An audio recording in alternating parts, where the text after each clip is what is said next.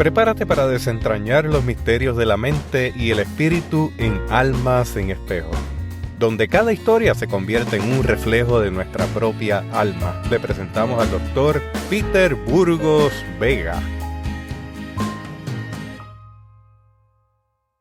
Hablamos sobre la utilidad del proceso de higiene, tanto a nivel del pensamiento, del afecto o las emociones y de la conducta. Porque hay algunas personas que aman a Dios pero se sienten muy frustradas en su caminata espiritual debido a la interferencia de los trastornos del alma. Hablamos de cuáles son las consecuencias de esa controversia si usted y yo no damos oportunidad al Espíritu que complete esa obra en nuestros corazones y los beneficios de poder sanar del mismo. Ahora quiero hablar acerca de la función del reparador. Porque, ¿verdad? El hecho, ¿verdad? En este caso, de que tenga la responsabilidad de ser un profesional de la salud mental no me hace exclusivamente mi rol. En realidad, todo agente del reino de Dios tiene que ser agente reparativo. Pasa que a mí me dan los casos difíciles. Pero es responsabilidad de todos nosotros ser agentes de reparación. Así que quiero usar como referencia en esta noche uno de los versos y una de las declaraciones en la Escritura más magistrales, y entiendo yo que es la herramienta suprema o magistral cuando usted va a auxiliar y reparar a un soldado, un hermano herido o averiado en el frente de batalla. Recuerde, estamos en un ejército, literal. Si no podemos reparar, auxiliar y levantar a nuestros caídos, no estamos haciendo la obra completa que el Señor nos designó. Gálatas capítulo 6, el verso 1. Y voy a leer de una versión amplia porque la encontré muy conveniente para lo que les quiero compartir en esta noche, una versión titulada La Palabra de Dios para Todos. Y dice así la palabra de Dios. Hermanos, es posible que algunos de ustedes caiga en la trampa del pecado. Ustedes que son guiados por el Espíritu, acérquense a Él y ayúdenle a corregir su error. Pero ojo, háganlo con humildad, pues ustedes también pueden caer en dicha tentación. Dios bendiga su palabra. Gálatas capítulo 6, verso 1. En la versión tradicional, hermanos, si alguno es sorprendido en alguna falta, vosotros que sois espirituales, restauradlo en espíritu de mansedumbre, mirándote a ti mismo, no sea que tú también seas tentado. Antes de entrar en lo que les quiero compartir en esta noche, déjenme hacer unas breves notas o comentarios. En mi experiencia de adiestramiento, tanto de consejería como psicología, el adiestramiento demandaba del candidato a ser profesional de la salud tener dominio sobre el acercamiento, no es ni tan siquiera la intervención, el acercamiento, que significa la introducción, la interacción y la cohesión con el paciente, si no dominaba dicho dominio, el pronóstico de ese profesional poder ser eficaz en su función o se excedía o se debilitaba en gran manera. En los círculos científicos le llaman este dominio alianza terapéutica. Lo puede buscar en sus libros. Es un concepto muy bien conocido, establecido a través de la terapia rogeriana de Carl Rogers. Interesante que Rogers utiliza un modelo que miles de años atrás San Pablo por el Espíritu lo acaba de confirmar en la escritura que usted acaba de leer. Recuerde que las ciencias de la conducta son bien jovencitas, apenas 100 y pico de años, y ya Dios reveló muchos de estos modelos. Solamente la ciencia los toma prestado o acaso robado, porque no le dan gloria al Señor. Aquí vamos a procurar de dársela. El enfoque de Cristo hacia la reparación del que está en aflicción, en angustia, o experimentando momentos difíciles como el tropiezo, el pecado, requiere una actitud de mansedumbre y de humildad. Muchas personas tienen controversias sobre este acercamiento, así que en la limitada sabiduría que tengo, voy a tratar de hacerlo lo más simple posible. Tuve toda la tarde buscando cómo conceptualizarlo de una manera que sea digerible para la audiencia. Y esto fue lo que el Señor me inspiró a compartirle. Escuche bien y grábelo en su mente. Mientras más averiada, perjudicada o angustiada la persona se encuentre y usted lo reciba, más disminuirse o disminuido usted tiene que estar.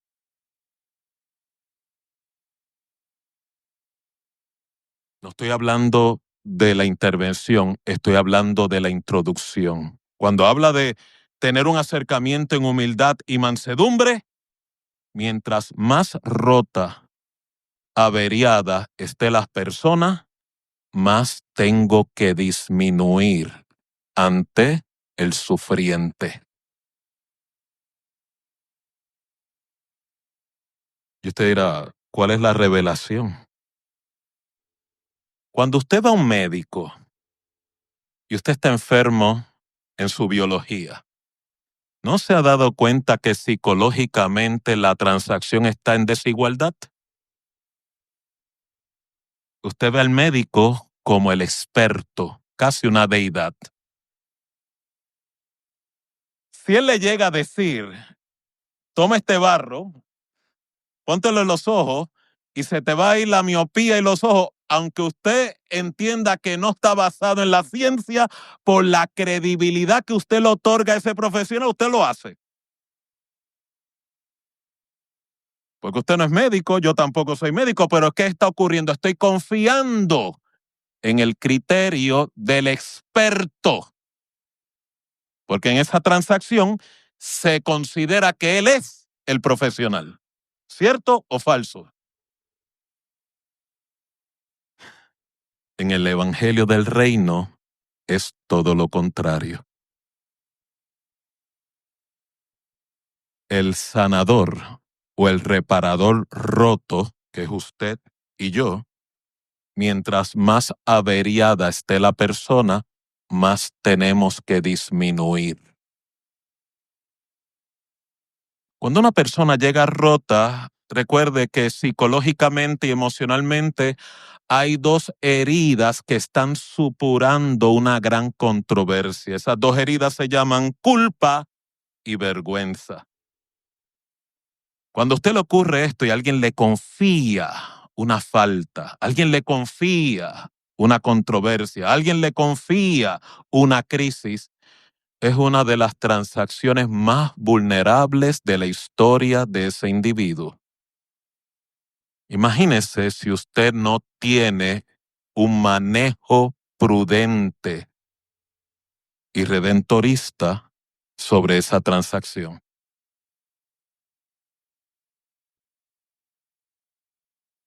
Así que técnicamente la palabra lo que nos está exhortando es: yo no puedo ser agente reparador de un alma herida si mi actitud ante la falta cometida es de fiscal, es de juez, es de árbitro de la moralidad. Le voy a ser bien honesto. Las personas sorprendidas en falta, si alguno es sorprendido en falta, aunque han sufrido un tropiezo que atenta contra su moral, créame, su controversia no está con sus valores morales. Están intactos. Es más, mientras más le duela, mientras más traumático sea, significa que esos valores morales están activados en medio de la controversia. Esto es tan poderoso que si no se maneja con la prudencia que demanda, puede determinar el desenlace de la renovación de un individuo o de la destrucción de dicho individuo.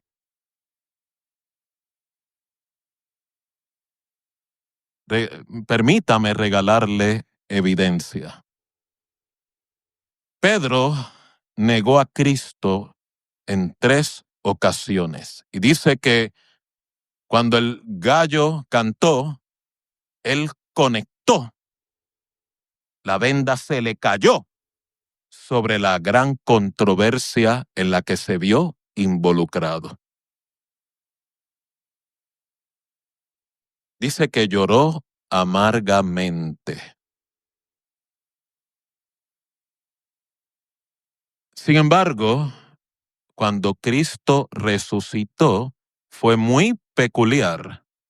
Cuando llamó a los discípulos, hizo mención honorífica de Pedro. Él podía dejarlo como siempre lo hacía. Dile a los discípulos que se reúnan conmigo. Y él hizo una mención honorífica. O sea, hizo un acomodo bien particular. Mándenme a buscar al desplazado.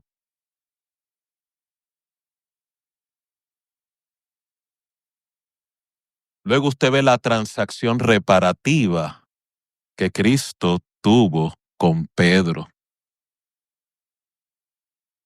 Estaba Pedro en alta mar, en su pesca, con los demás apóstoles.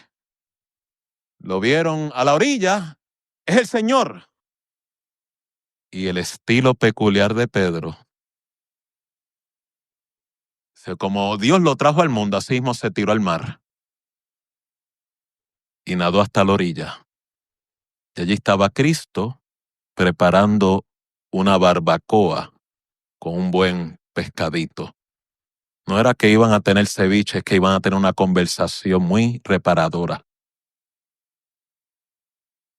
Y usted ve que el acercamiento de Cristo hacia Pedro en ninguna manera fue una bitácora de los eventos sucedidos, de los hechos involucrados, que aprendió de su error, si alguno, y por qué se vio involucrado en tan grave controversia a pesar de que fue advertido de lo que iba a ocurrir. Usted no encuentra esa transacción, o como algunos abogados o fiscales le llaman, interrogatorio.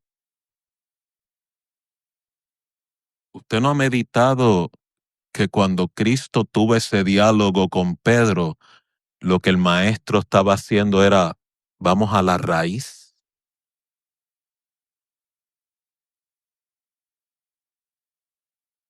Cristo podía, vamos a repasar los eventos para evitar, ¿verdad? No, que esto no te vuelva a ocurrir. Él fue a la raíz. Y usted dirá, ¿cuál es la raíz? ausencia de amor. Porque donde el miedo te despersonaliza, donde el miedo te lleva a negar tu realidad, donde el miedo te lleva a sucumbir y traicionar tu lealtad al Señor, el miedo está reinando. ¿Y qué mejor medicina que la caridad? Así que en las 3 ocasiones en que Cristo, ¿verdad?, confrontó a Pedro, fue la misma intervención. Pedro, ¿me amas?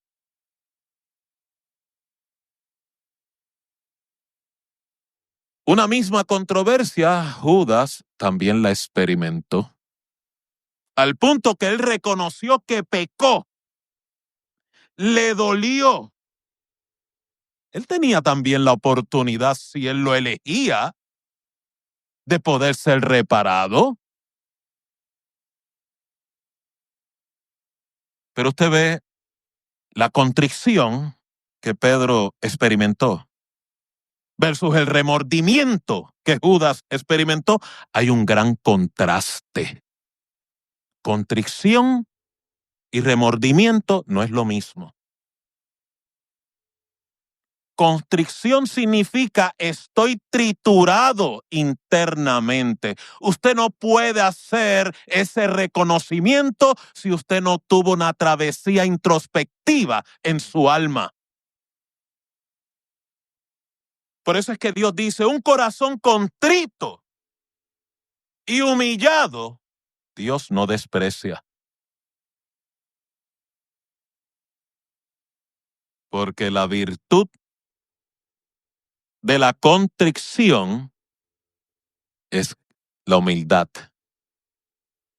Porque es la humildad lo que lleva al arrepentimiento. El remordimiento, por el otro lado, es me duele que me hayan atrapado. Me incomoda que haya quedado expuesto. No hay contrición. No hay nada triturado ahí. En el remordimiento lo que ocurre es se me cayó la máscara. Hay muchas veces que Dios permite que tropecemos para que se nos caiga la máscara. Pero el desenlace lo decide usted, lo decido yo.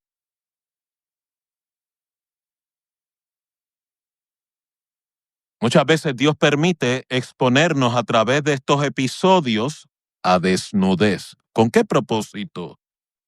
Que yo pueda darme la oportunidad de tener la respuesta correcta. Dios no puede ejercer la respuesta por mí. Si hay humildad, la contrición me va a llevar a la renovación. Si hay remordimiento, yo voy a desplegar una apariencia de piedad y es posible que continúe perpetuando la conducta destructiva que me persigue. Hasta aquí, ¿van entendiendo la introducción?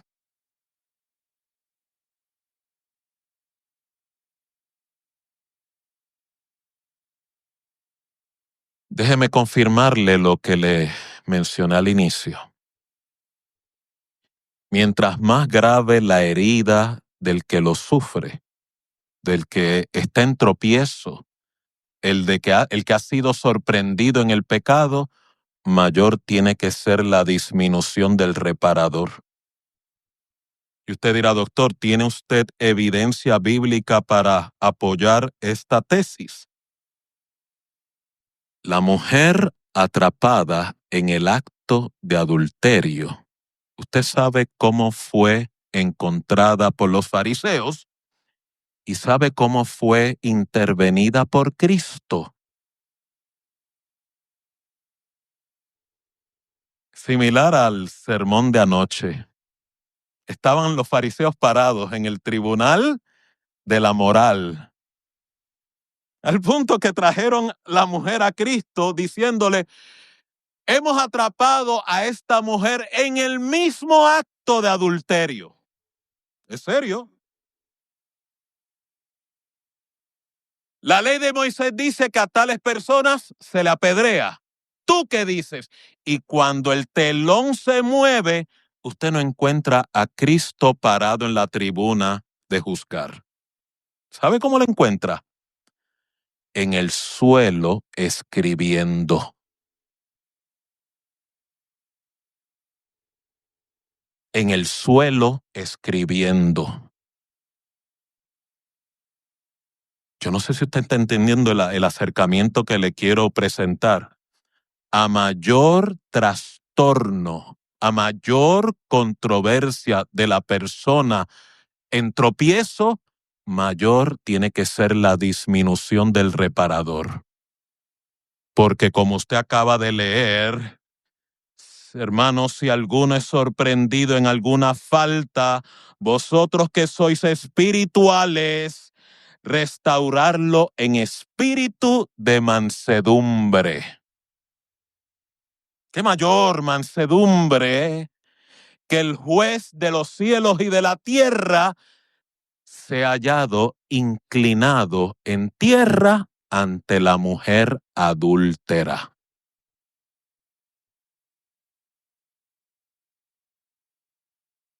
Y la cosa es que los fariseos, ¿verdad?, estaban agitados. ¿Y tú qué dices? Deja de estar escribiendo ahí.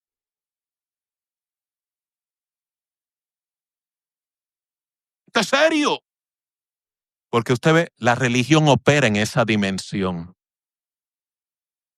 Por eso quiero ser bien enfático. Ustedes no son religiosos. Ustedes son gente espiritual. Lo acaba de declarar Gálatas. Ustedes que son espirituales. El religioso no redime, juzga. Te dirá: doctor, yo tengo un poquito de los dos, religioso y espiritual. Usted sigue siendo religioso.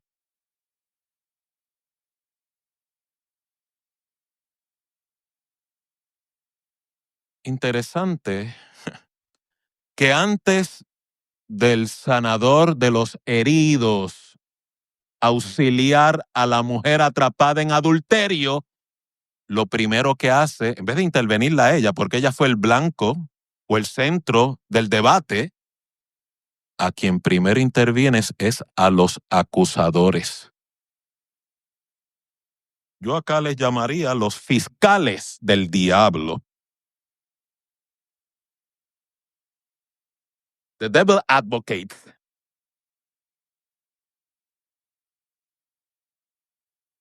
Y el Señor, aún ellos teniendo una actitud tan aborrecible, tan controversial, tan indiferente, casi estaban allí como rematadores de la estima y la dignidad de la mujer.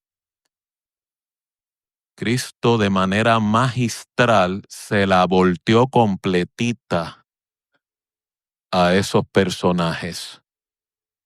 Es bien interesante porque, nuevamente, yo no soy teólogo, pero cuando medito en diferentes episodios de la Escritura, al parecer las palabras de Jesús fueron acompañadas con una extraordinaria convicción que esbarató las conciencias entenebrecidas de aquellos fariseos.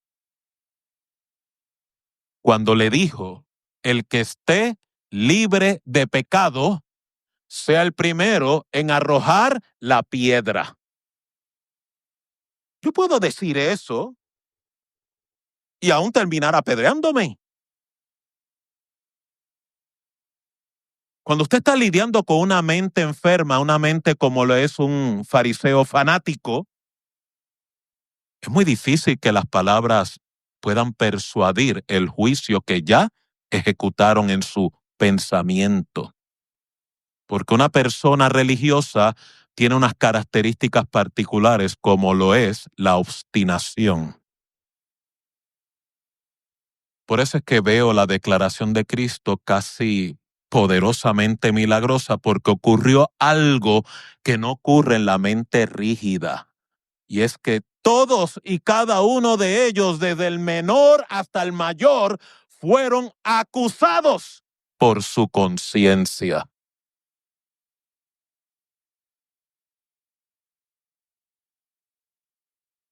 Los tipos que son unos inconscientes ahora tienen conciencia. O yo diría, un ratito de lucidez. Porque es que ameritaba un milagro bien portentoso, porque estaba en juego la vida de la mujer. Aleluya. ¿Cuál fue la reparación de la mujer adúltera? ¿Cuál fue la administración? ¿Cuál fue la terapia? ¿Qué modelo utilizó Cristo? El de restaurar la dignidad. ¿Oyó bien? Restaurar la dignidad. Fue atrapada en adulterio, fue acusada públicamente, la dignidad se la pisotearon, se la escupieron. Cristo lo que hizo, lo único que Cristo hizo fue, le restituyó la dignidad que le fue robada. Le dijo, mujer, ¿dónde están los que te acusan?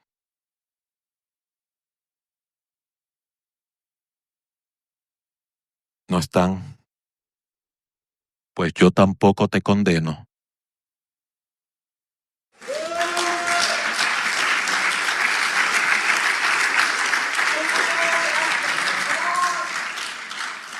Vete y no peques más. Esa mujer quedó cambiada para siempre. Para siempre.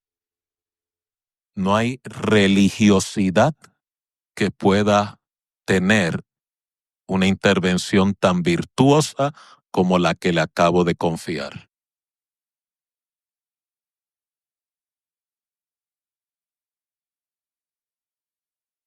Quiero hacer un poco de énfasis, según el tiempo me lo permita, sobre esta actitud de los reparadores rotos. Cristo es el sanador. Nosotros somos los reparadores rotos. Usted viene roto de fábrica, no se olvide.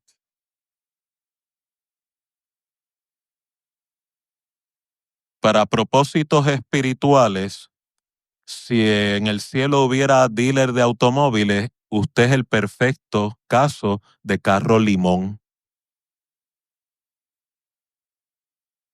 No se ande conduciendo como último modelo, por favor.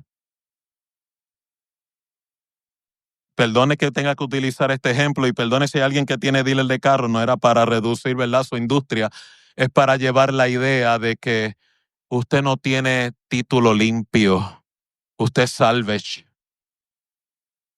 Yo soy salvage. Y soy salvage con orgullo.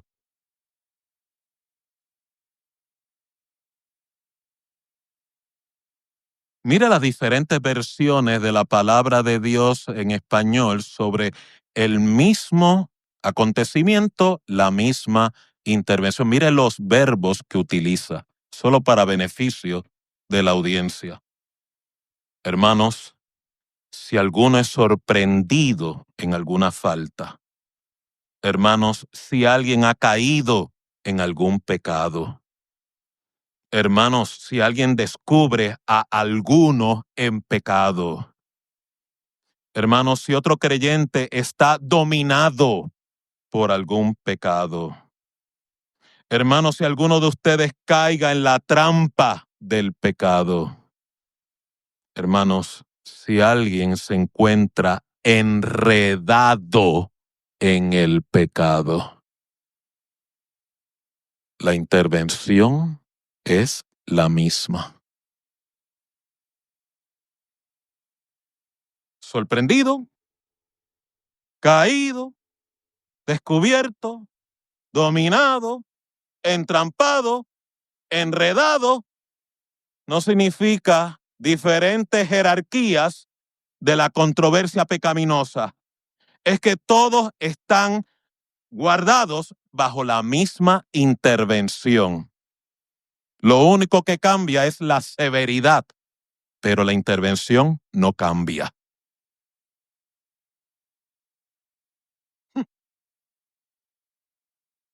Imagínese, alguien que viene, que tropieza en el pecado, es un tropezón.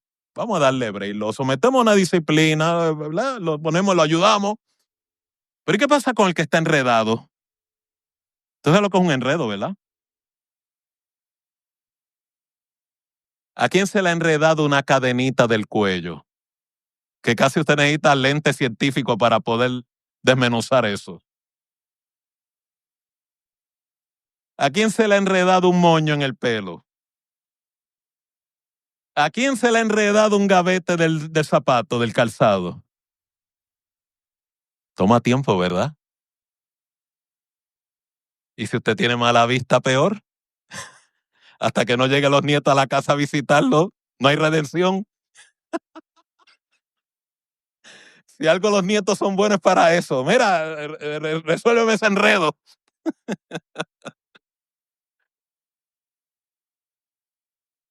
No sabemos cuánto tiempo pueda tomar ese proceso reparativo. Cada caso es único, cada caso es individual. Y usted dirá, ¿por qué? Porque cada persona tiene recursos, otras personas no tienen recursos, otras personas tienen que construir recursos, y algunos que lo superan, otros no lo superan, otros no quieren superarlo, y otros se quedan enredados en el proceso de superación. Pero hay algo que usted no puede olvidar. Fueron como quiera redimidos por el Señor.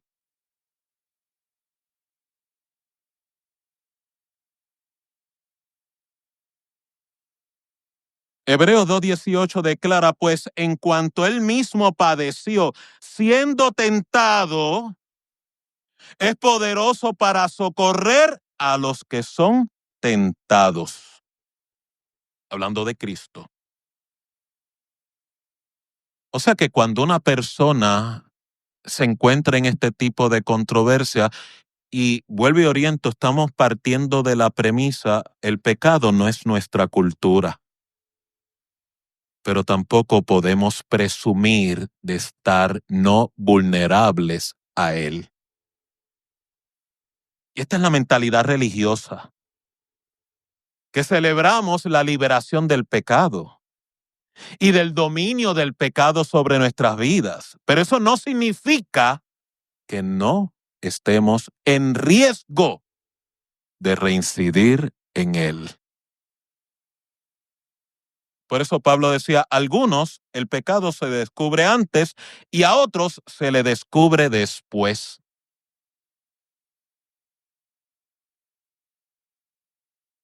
Al punto de que, ¿verdad? Muchas personas tienen esta mentalidad que es casi una dicotomía.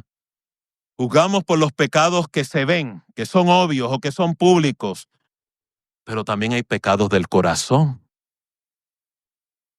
También hay pecados del verbo. Nosotros como creyentes no creemos en asesinar personas.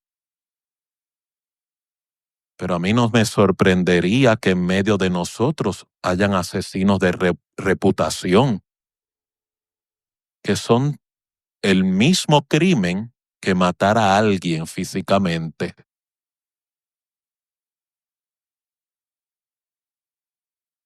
Y eso viene como consecuencia de la cultura religiosa. Yo asesinar la reputación de una persona en el modelo de Dios significa que lo maté físicamente. Por eso es que tenemos que promover una actitud de gracia, misericordia y de proteger la dignidad. ¿Por qué? ¿Vamos a ser cómplices del pecado?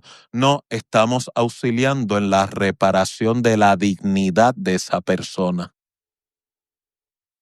Acuérdense que cuando una persona es sorprendida en una falta del pecado, la vergüenza y la culpa están activas al 100%. Por eso es que habla espíritu de mansedumbre. A veces en las consultas que tengo, personas vienen con situaciones bien difíciles, tanto creyentes como no creyentes. Y esa primera intervención es sumamente vital, ese primer contacto. Porque, ¿verdad? Uno hace la intervención y dentro de la intervención uno hace lo que se llama un acercamiento evaluativo, pero en realidad quien están evaluando es a uno.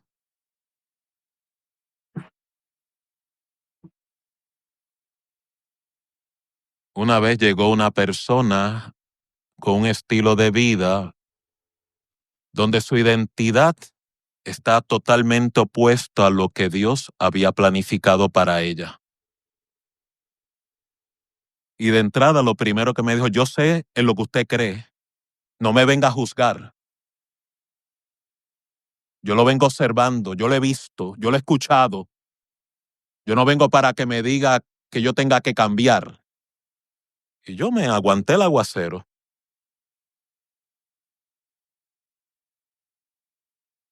Porque mi rol no es cambiar a la gente, es servir a la gente.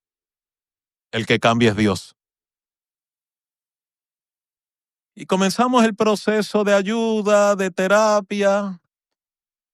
La controversia que sufría pudo ser estabilizada. Y en la última reunión, esta mujer me preguntó, oiga, doctor, una pregunta. ¿Y por qué usted nunca me ha predicado?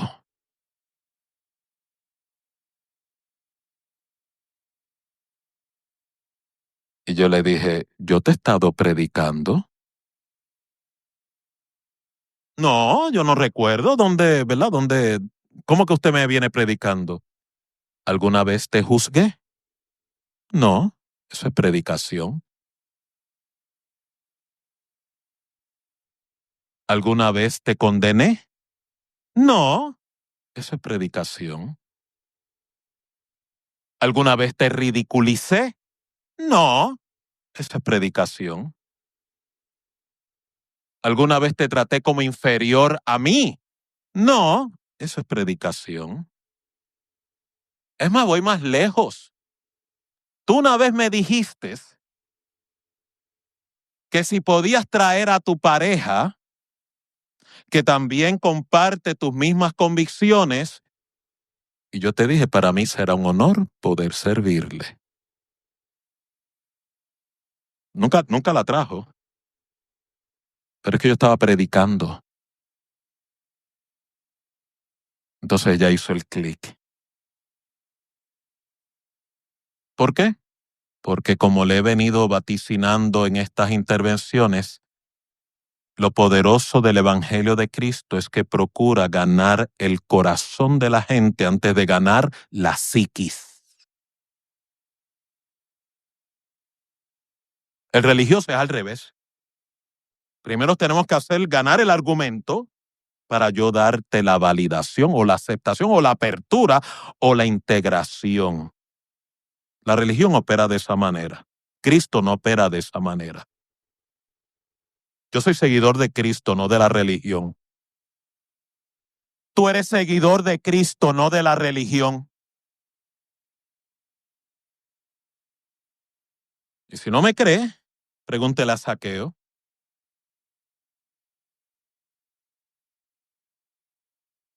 Recuerden que a Cristo se le categorizaba como rabino, maestro.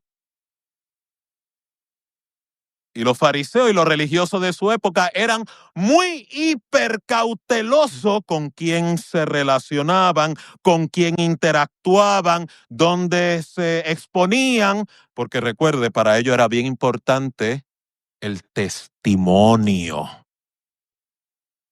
Alá, el que dirán.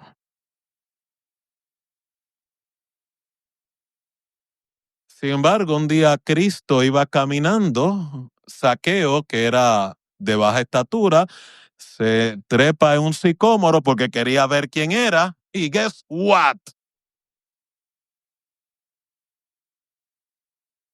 El Señor no tenía alojamiento. Él se sacó uno.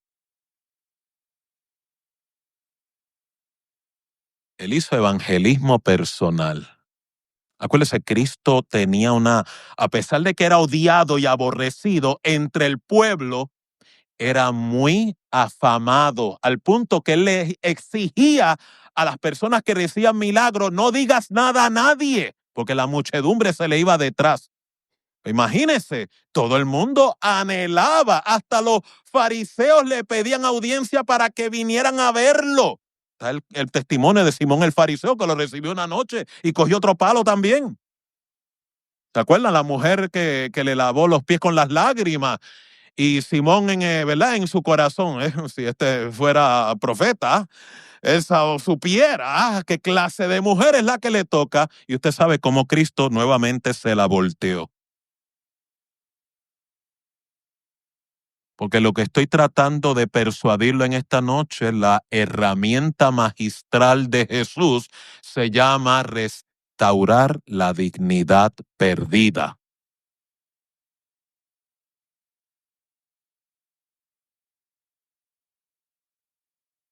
Zaqueo, baja pronto. Esta noche me es necesario quedarme en tu casa.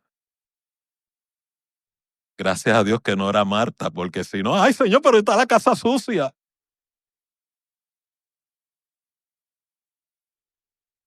Dame break en lo que pasa un mapito. Zaqueo, desciende, porque hoy es necesario que yo repose en tu casa. En lo que Zaqueo descendió del sicómoro, hubo un extraordinario milagro, tanto psíquico, emocional, afectivo, conductual y un despertar espiritual. Dígame qué clase de evangelismo explosivo es ese.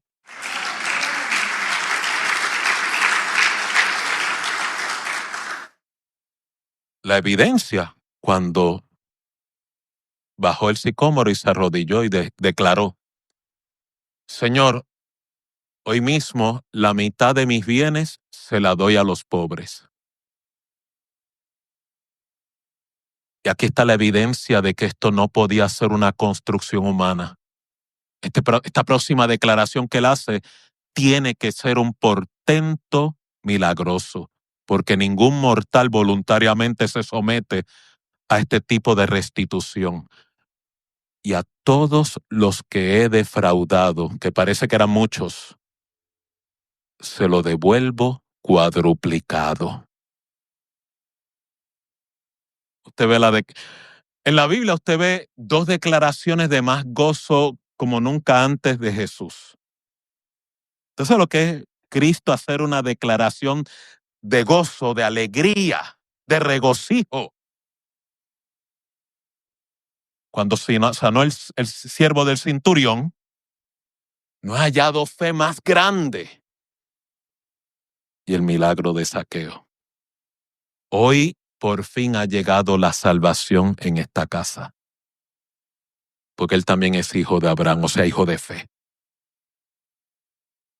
Cristo, con esa intervención, fue suficiente para restaurarle la dignidad a Zaqueo. Y usted dirá, doctor, ¿qué es dignidad? Lo opuesto a dignidad es minusvalía. Piense. Es el valor que yo me adjudico, sea real o sea percibido. En la mayoría de nosotros, si somos de la población promedio, nuestra dignidad en alguna forma es casi el equivalente a una venta de pasillo. Markdown, clearance, liquidation, going out for sale, going out for business. A ese nivel estamos. Si yo le pusiera un rayos X, aquí muchos de nosotros tuviéramos muchos tickets rojos de 20%, 30%, liquidación por cierre. No hay devolución. Cuando usted llega, no hay devolución. No hay. Eso es lo peor, lo más disminuido que usted puede llegar. So take it or leave it. Usted se reirá. No deja de ser una nota humorística, pero así está la dignidad de muchas personas.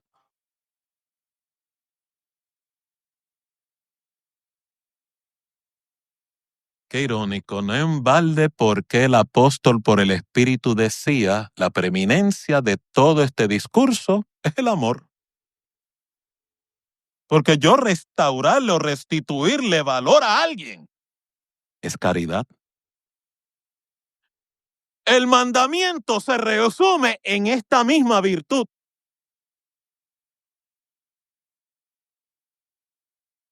Y usted ve las personas mendigando dignidad.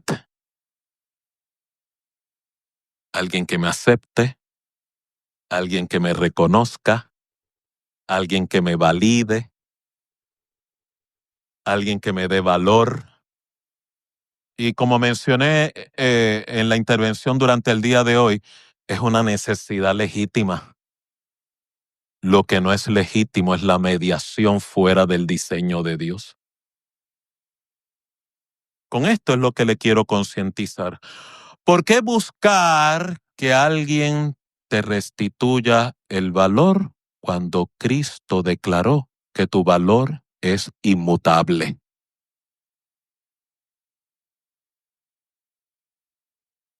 Volviendo al ejemplo que le compartí brevemente, usted en el Señor,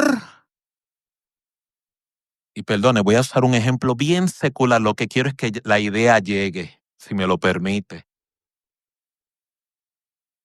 Le di el ejemplo de la liquidación, el markdown, ¿verdad? El clearance, el final sale, ¿verdad? ¿Se acuerdan? Pues la dignidad que ya el Señor te regaló, te adjudicó, que nunca cambia, es como usted ir a hacer shopping a Neiman Marcus. Que hasta un bombón de menta le puede costar como $1,000, un bombón de menta. ¿Tú sabes lo que es eso? Un bombón de menta de $1,000. Ni el papel se puede comer uno allí. Es más, allí le dicen que hay una venta de liquidación y es como pagar el precio regular todavía. Por más liquidación que le hagan, sigue siendo astronómico, el valor no cambia. Cierro el ejemplo. O sea, recuerden, tengo que ilustrar ejemplos con los cuales usted pueda conectar con el concepto que le estoy diciendo. Tu valor no cambia. Dirá, doctor, es que yo he tropezado, tu valor no cambió.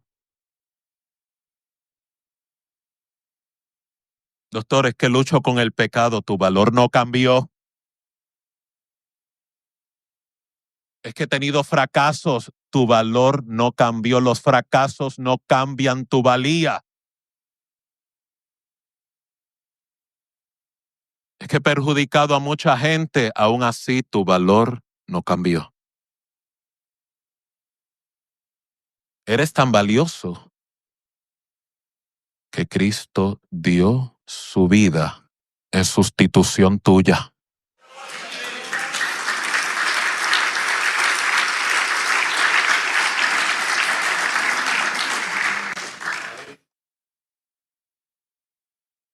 Por lo tanto, con esto concluyo. Restaure, repare con espíritu de mansedumbre. Efesios 4:32 declara, sean benignos unos con otros, misericordiosos, perdónense unos a otros como Dios también os perdonó a vosotros en Cristo. Por eso el reparador o la experiencia de reparación hace el énfasis cuando dice, déjeme revisitarlo, hágalo con humildad, pues ustedes también pueden caer en tentación. O sea, en otras palabras, yo también puedo sufrir la misma controversia. Yo no sé si a usted le ha pasado, pero las personas que se toman esta actitud temeraria de hacer añicos al árbol caído, por lo menos en mi experiencia, no sé la suya, están en la misma controversia o peor.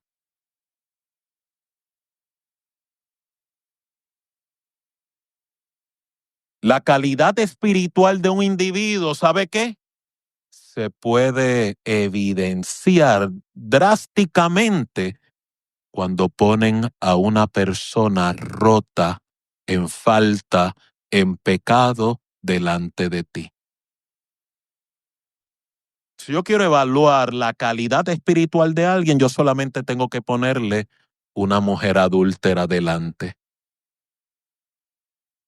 Y como tú y yo procedamos, va a determinar si estoy en el bando de los fariseos o en el bando de Cristo.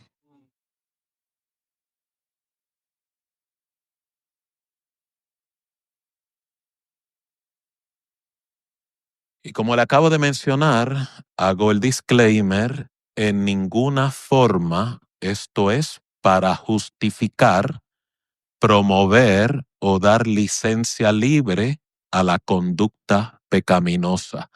Todo lo contrario, el discurso queda inalterable.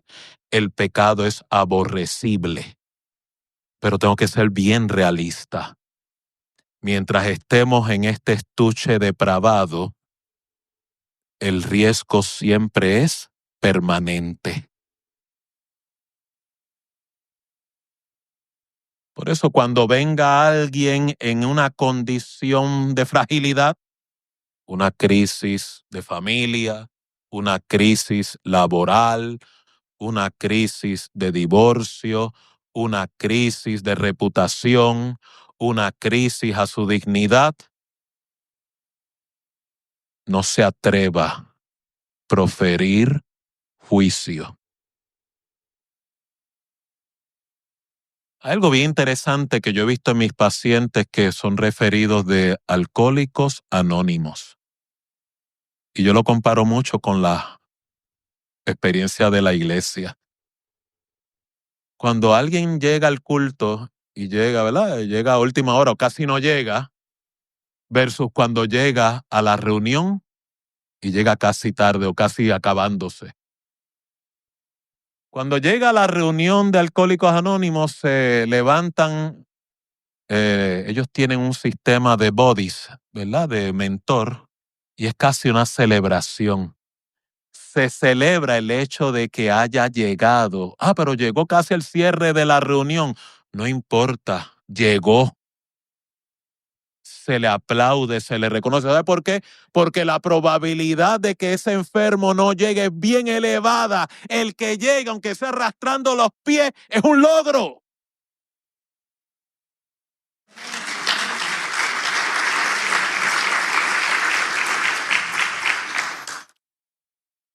No sé, me gustaría que la iglesia también tuviera esa misma caridad. Hay gente que a veces llega sin querer ni tan siquiera llegar. Y estos obreros del Señor que están aquí, ese abrazo, el recibirlos con la puerta abierta, qué bueno que llegaste, aunque se está acabando, puede hacer toda la diferencia. Ayudemos a restaurar la dignidad del pueblo.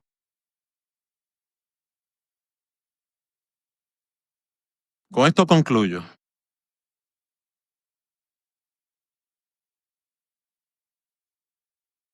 Colosenses capítulo 3, verso 12. Vestíos, pues, como escogidos de Dios, santos y amados, de entrañable misericordia, vuelve otra vez, de benignidad, de humildad, de mansedumbre y de paciencia. Si hay una época donde más imperativo es el fruto del Espíritu, es en la dispensación que nos ha tocado vivir. ¿Por qué? Porque en el Evangelio de Cristo es precisamente las herramientas correctas para reparar las almas rotas.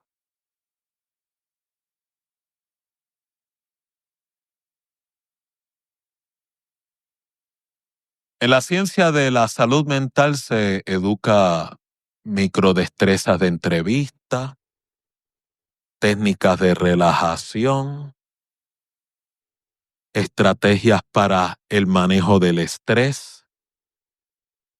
En realidad todo es un placebo para darle mantenimiento al problema, no lo resuelve. ¿Qué puede ser una persona que lucha con la ira? Cuenta hasta 10 para que no explote. Lo que puede haber es un lift-off.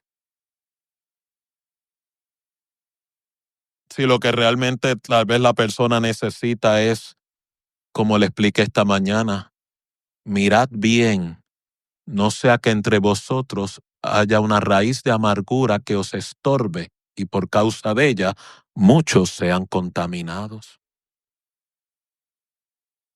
En el Evangelio del Reino, abundar en este fruto, abundar en esta virtud, San Pedro dice, y con esto me despido, el que abunda en estas cosas no dejará de estar en conocimiento, en crecimiento en el Señor, y va más lejos, el que abunda en ello no caerá jamás.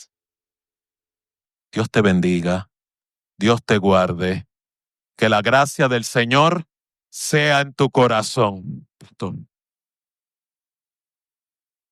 Hasta aquí, Almas en Espejo, el espacio donde profundizamos en las complejidades del ser humano y exploramos las conexiones que dan forma a nuestras vidas. Cada semana, el Dr. Peter Burgos Vega nos brinda enseñanzas y consejos para iluminar nuestro camino hacia la comprensión y el bienestar emocional. Te invitamos a compartir este episodio desde tu aplicación de podcast favorita. Tu apoyo nos ayuda a llevar el mensaje de reflexión y sanación a más almas en busca de espejos.